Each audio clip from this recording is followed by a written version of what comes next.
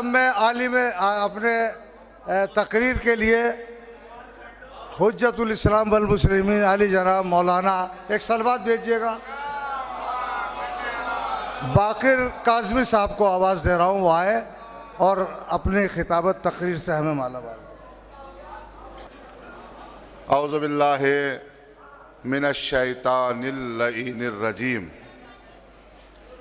بسم اللہ الرحمن الرحیم. الحمد للہ رب العالمین وبہ نستعین. اما بعد فقد قال اللہ تبارک و تعالی فی کلامہ المجید وفرقانہ الحمید وقولہ الحق. بسم اللہ الرحمن الرحیم. وقل جاء الحق وزہق الباطل ان الباطل کان زہوقا. صلوات بھیجیں محمد و آل محمد.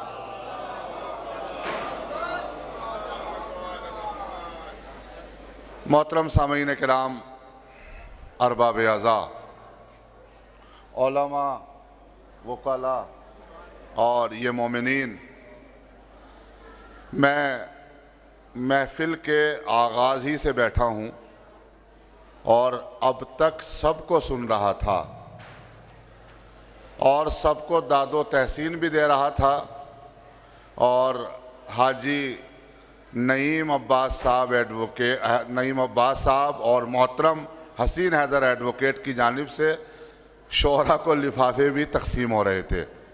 لیکن اب ہماری بدقسمتی یہ ہے کہ ہمیں سننے کے لیے چند لوگ تشریف رکھتے ہیں.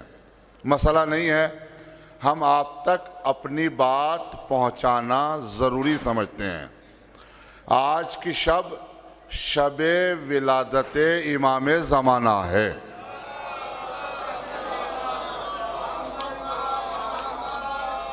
اور یقین کیجئے یہ میری صبح سے تیسری تقریر ہے.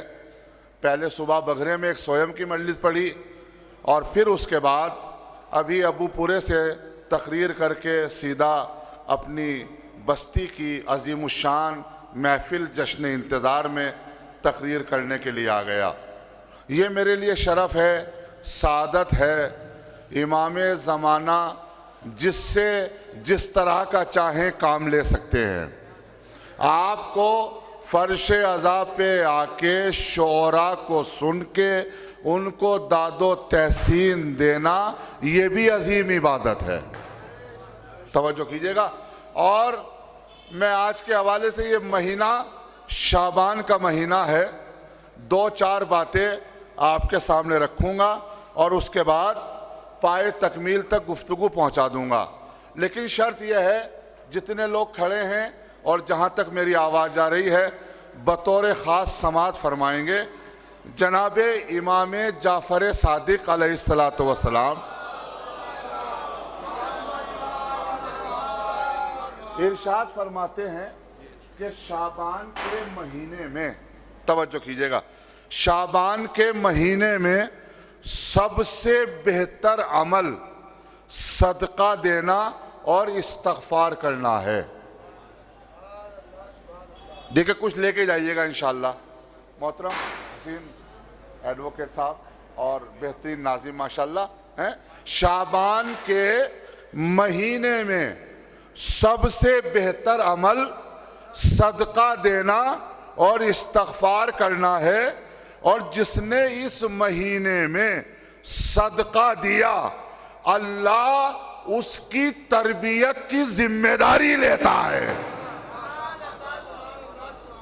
توجہ ہے نا. اللہ اس کی تربیت کی، یعنی اس کا مطلب یہ ہوا کہ یہ مہینہ بڑا معتبر مہینہ ہے. اس میں جو بھی صدقہ دے گا، جو بھی استغفار کرے گا، اب دوسروں پر نگاہ نہ دوڑاؤ کہ وہ ہماری تربیت کر دے. اس مہینے میں صدقہ دو، اللہ تمہاری تربیت کر دے گا. ارے میں کیا کہہ رہا ہوں بھائی، خدا کی قسم ہے. توجہ ہے نا. اچھا اب دوسرا جملہ سن لیجئے. شعبان کے فوراً بعد ہے رمضان. محترم حاجی ظہیر عالم صاحب توجہ کیجئے گا, شعبان کے فوراً بعد ہے رمضان. اب جناب رسول خدا ارشاد فرماتے ہیں کہ شعبان میرا مہینہ ہے. توجہ کیجئے گا, شعبان میرا مہینہ ہے, اور جو اس مہینے میں ایک روزہ رکھے اللہ اس کے اوپر جنت واجب کر دیتا ہے.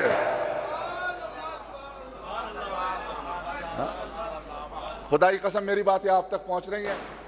کاش یہی تقریر میں بڑے مجمع میں کرتا تو کچھ اور مزہ آتا, لیکن اب امام زمانہ کے حوالے سے جلدی جلدی چند باتیں سن لیجئے.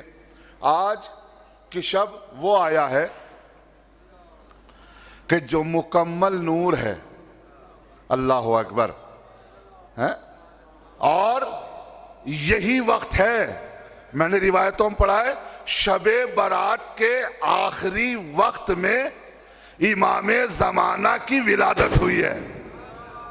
توجہ توجہ, شب برات کے آخری وقت میں امام زمانہ کی ولادت ہوئی ہے. اب جملے سنیے گا, انشاءاللہ بڑا لطف آئے گا.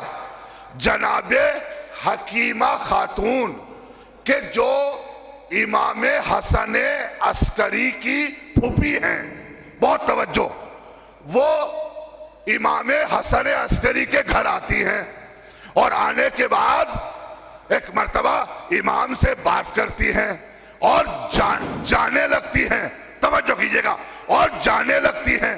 جب وہ چلنے لگتی ہیں تو امام حسن عسکری انہیں روکتے ہیں. امام حسن عسکری اپنی پھوپھی کو روکتے ہیں اور روکنے کے بعد کہتے ہیں, اے پھوپھی آج کی شب تم میرے گھر ہی رک جاؤ. پھوپھی نے پوچھا بیٹا کیوں؟ کہا اس لیے کہ آج کی شب اللہ مجھے ایک وارث عطا کرے گا. ارے کیا سن رہے ہیں بھائی آپ, خدا کی قسم.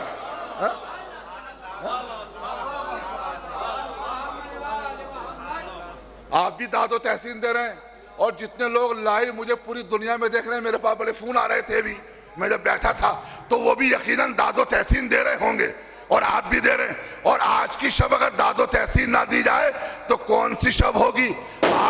آج کی شب مسکرانے کی شب ہے, آج کی شب نور آیا ہے. لفظوں کو بدلوں, بلکہ وہ آیا ہے کہ جس نے نور کو وجود عطا کیا ہے, جس نے نور کو وجود عطا کیا ہے. اب جناب حکیمہ خاتون سے جب یہ بات کہی گئی امام حسن عسکری کی طرف سے کہ آج کی شب میرے یہاں ایک وارث آئے گا, تو ظاہر ہے اب اس کا جواب بھی تو حکیمہ خاتون دیں گی نا. جناب حکیمہ خاتون نے کہا کہ وارث کہاں سے آئے گا, کس کی طرف سے آئے گا, کس کی طرف سے آئے گا؟ جناب حکیمہ خاتون نے جب یہ جملے کہے تو ایک مرتبہ امام حسن عسکری مسکرائے اور کہنے لگے, تم نہیں جانتی مجھے اللہ نرجس کے بطن سے وارث عطا کرے گا. اللہ اکبر, اللہ اکبر. مجھے اللہ نرجس کے بطن سے, پیٹ سے وارث عطا کرے گا. توجہ کیجئے گا جناب عالی. بس جیسے ہی یہ جملے کہے تو پھر حکیمہ خاتون کہنے لگی, لیکن میں تو کوئی آثار ایسے نہیں دیکھ رہی ہوں کہ جس کی وجہ سے وارث کا ظہور ہو. تو جناب امام حسن عسکری 11ویں امام نے فرمایا, نرجس کی مثال مادر موسیٰ جیسی ہے. ارے بھائی کیا سن رہے ہیں آپ, خدا کی قسم اتنے بڑے جملے پڑھ رہا ہوں. قبلہ نرجس کی مثال مادر قبلہ و کعبہ, علماء تشریف فرما ہے, ان کی موجودگی میں آپ کے سامنے عرض کر رہا ہوں کہ نرجس کی مثال مادر موسیٰ جیسی ہے. یعنی جس طریقے سے اس وقت تک حمل کا اظہار نہیں ہوا تھا، اسی طریقے سے جناب وہ وقت آئے گا کہ نرجس خاتون کے بطن سے ایک وارث آئے گا۔ اب بہرحال جب مولا فرما رہے ہیں تو اب حکیمہ خاتون کو یقین کرنا ہے، چونکہ پھوپھی ہے، ظاہر ہے، اور ایک معصوم کی پھوپھی ہے۔ توجہ کیجئے گا، اب بہت جلدی میں 2-4 جملے آپ تک پہنچانا چاہتا ہوں، توجہ کیجئے گا۔ تاریخ لکھتی ہے کہ رات کا وقت گزرا،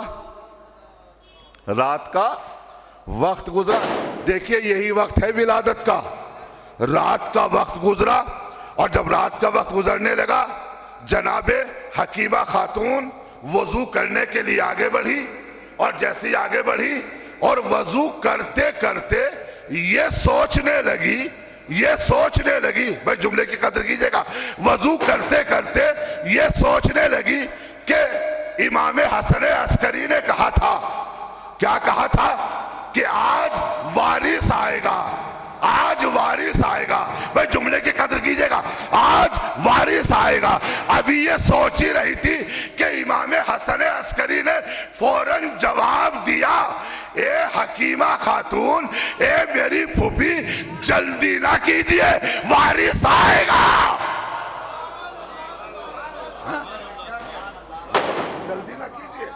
جلدی نہ کیجئے۔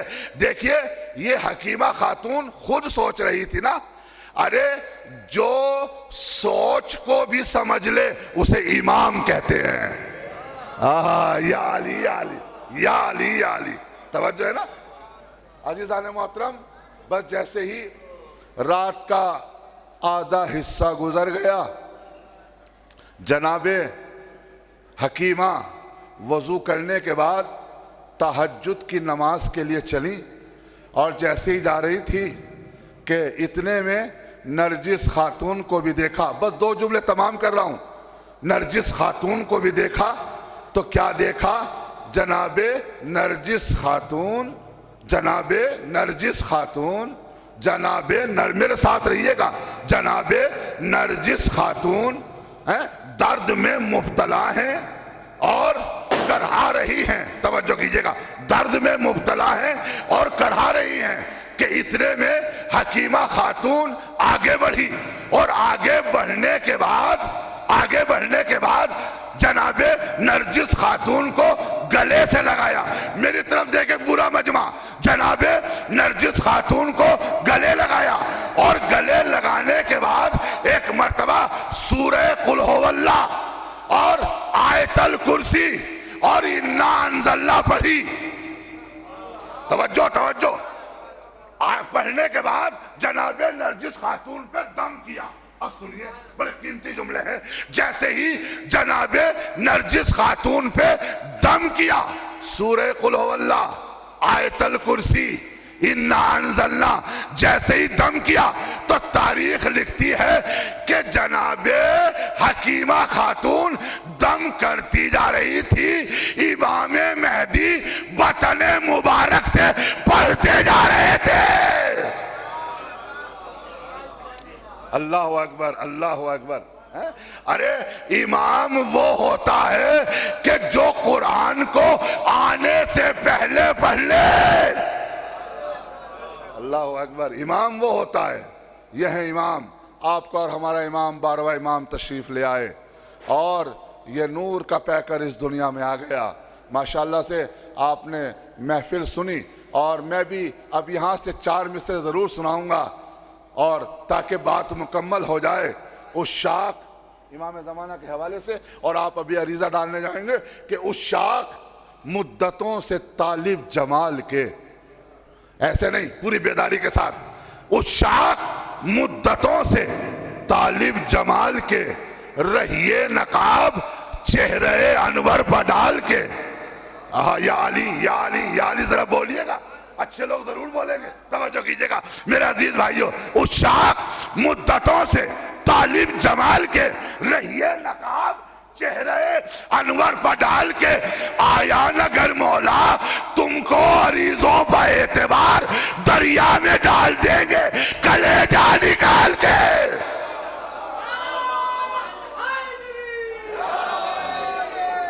دریا میں ڈال دیں گے۔ کلیجہ نکال کے لیجئے امام آ گئے۔ اور جب امام تاریخ لکھتی ہے کہ جب امام اس دنیا میں آئے اور اس دنیا میں ظہور ہوا تو امام کے دہنے بازو پر یہ آیت لکھی ہوئی تھی وَقُلْ جَاءَ الْحَقُّ وَزَهَقَ الْبَاطِلُ،